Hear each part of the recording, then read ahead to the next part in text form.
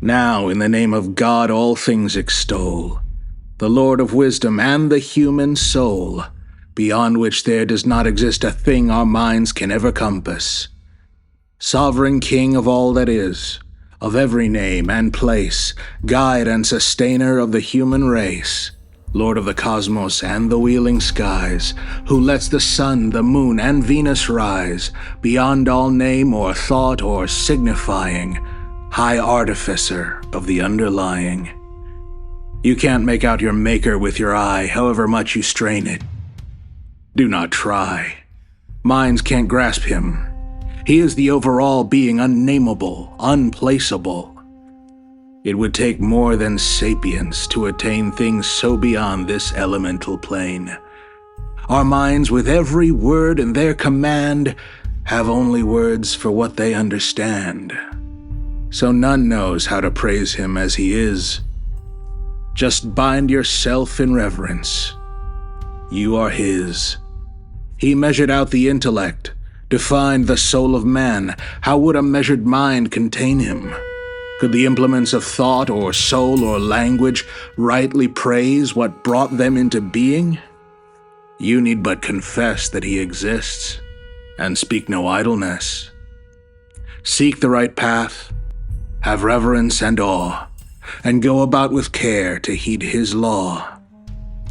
But words can never pierce the veil we see. Our mind will never touch his quiddity.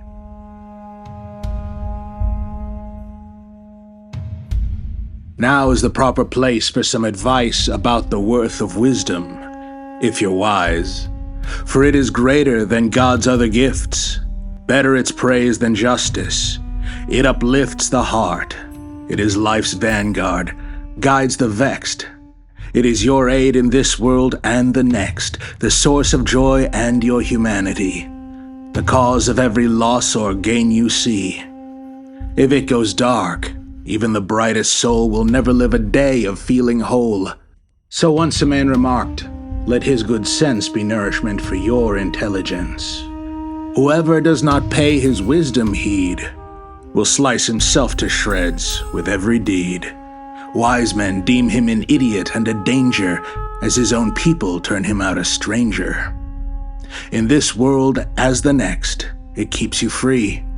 The man whose wisdom breaks finds slavery. For wisdom is the vision of the soul. The visionless in life have no control. It was created first before all else, to brace the soul and the three sentinels called eye and ear and tongue. These are the three that bring about all ill and good you see. Who can praise soul and wisdom fitly here? Even if I were fit to, who could hear? You, authored by the Lord who willed the days, don't know this world's overt or covert ways. Let those who know show you the way. Go on throughout this world and talk to everyone. When you have heard all wise men have to say, do not stop learning for a single day. It is a fact, to know is to be strong, and knowledge makes the hearts of old men young. But when you see the word tree's top branch, know that knowledge cannot reach the root below. You ought to know the truth as we begin of this world's elemental origin, when out of nothing God created matter in order for his potency to matter. From it the stuff of the four elements came in no time and with no toil. Immense fire arose shining, burning into birth. Then wind and water flowed upon dark earth. First fire was blown to motion, hot and high it blazed till there was such a thing as dry. Then it was stilled again as cold took hold, and the first moisture grew out of the cold. The elements existed now, and curled together so to form our fleeting world. Combining and compounding genera formed the high orders of phenomena. So came the sky dome spinning black and blue with wonders at full tilt forever new, revealing stars and planets in their signs, each in its place befitting his designs. The spheres were shaped inside each other, cast in motion as the structure set. At last, with sea and desert, dale and mountain height, the earth shone like a colored lamp at night. The mountains loomed, the waters coalesced, and every sprouting plant reared up its crest. But earth itself received no place on high. It was the darkling axis.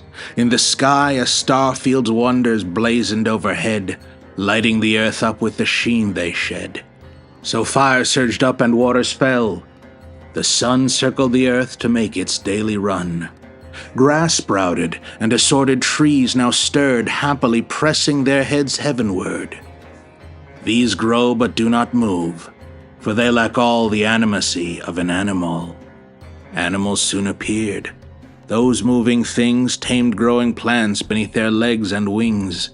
They eat and sleep and rest, and so they thrive.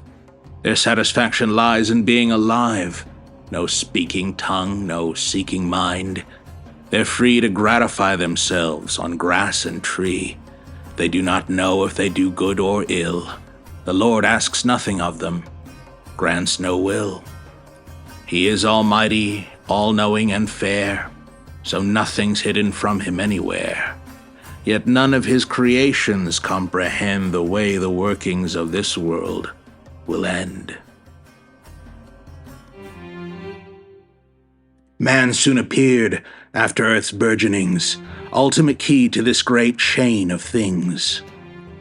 Man, like a cypress tree with head raised high, came with good speech, with wisdom to apply, with power to reason, feel, and understand, and all beasts wild or tame at his command. Think wisely, and in some small way you can fathom the real significance of man. Some call mankind impulsive and unwise, with no potential to be otherwise. But you were wrought from two worlds. You have been nurtured for greatness as their go-between, created last in time and first in thought. All this you are. Do not be all for naught. Be careful and keep your own end in view. Choose rightly when there's something you must do, and get your body used to sweat and strain. It's right for you to learn to handle pain. Turn upward to the swiftly turning sphere that heals and deals the ills you suffer here. The racing times will never wear it out. It is untouched by sorrow, pain, or doubt. Never needs rest from wheeling. Will not be degraded or destroyed like you or me. Bringing you excellence and your decay, it sees all good and evil, night and day. أشهد أن علي ولي الله. Knowledge and faith are your true saviors. Go, keep questing for salvation's path, and know, unless you want to die a broken soul, unless you want to be forever unwhole, your path is in the Prophet's words. Let rains of true religion rinse out your heart stains. What did the Prophet say? That man of vision, spokesman of heaven's commands and prohibitions, stated this truth: I am the city-state of knowledge, and Ali the city gate. Those are his words, and I affirm them here, as if his voice were booming in my ear. I am slave to the Prophet's house, and greet with reverence the dust at Ali's feet. Know that this world is like a sea at noon, whose waves have been whipped high by a typhoon, with 70 boats coursing at full sail, braving the breakers, tussled in the gale, and one great ship adorned like a young bride, fair as a cock's eye, weathering the tide. The Prophet and Ali are there within, two noble men with all their noble kin. If the next world is what you hope to see, then stand beside the Prophet and Ali. If that goes badly, I will take the blame. This is my faith. This is the path I claim. Everything I say here has all been said. Knowledge's garden is well harvested. and reaching the high fruits still on the trees is quite beyond my small abilities. Yet even those beneath tall trees can sense shade shielding them from nature's violence. And so, if I can make myself a place under a cypress branch in shadow's grace, then let this book of kings at least keep fresh some memory of me beyond my flesh. Know that it does not fabricate or lie, but time has many different ways to fly. Some of these tales are where the plain truth lies, and some tell truth more plainly, in disguise. A book existed long ago, a store of stories, legends, and heroic lore, but it was scattered out among the mages, survived as fragments in the hands of sages. Enter the paladin, a noble man, virtuous, wise, and all Iranian, interested in the primal days of yore. He took to tracking down the ancients' lore and sent for one old mage from every clime to put that book together one more time. He asked of kings who ruled the world back then, of famous champions and epic men. How did they hold the world first? How did they leave it the sorry thing we know today? How did they end an age of tyranny under the happy star of victory? The mages told him bit by bit the tales of kings and heroes and the world's travails. The knight learned everything they knew, and then wrote it into a noble book again. He died. That book was his memorial, famous among all peoples, great and small.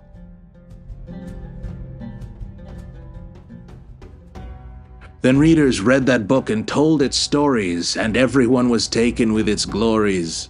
So Daqiqi, a brilliant, spirited young master of our Persian language, said, "I'll turn that book to poetry." His plan put joy into the heart of every man. But he was prone to things depraved and ill. A vice of his that he could never kill killed him. Death took him unawares in bed and dropped a dirt-black helmet on his head. Fortune turned on the poet. His own slave betrayed him to a young and sordid grave. He perished with an epic still undone. The luck that always guarded him had gone. My glowing heart moved on from Daqiqi and looked to the world's sovereign's majesty to help me get that book. I hoped to tone its stories into verses of my own. I questioned people, quested countless ways. I trembled at the turning of the days, afraid that my short years of life would let the task fall to another poet yet, or that my own small means might not suffice, with nobody to pay a poem's price. The times were full of war. The days were hard on poets looking for a rich reward. In town, I had a friend so close and true, we might have been one person split in two. He said to me, "What you propose to do is good, and good will come of it for you. I'll get you that old book in Pahlavi. Don't sleep, but set your strength to poetry. You know your way with words. You're young and hale. You know the way to tell a hero's tale, so do it. Tell the lore of sovereigns, and see what great rewards from lords it wins." He brought that book to me, and the dark night of my soul vanished in an instant light. So now I turn to work, to ancient things, to the beginning of this book of kings.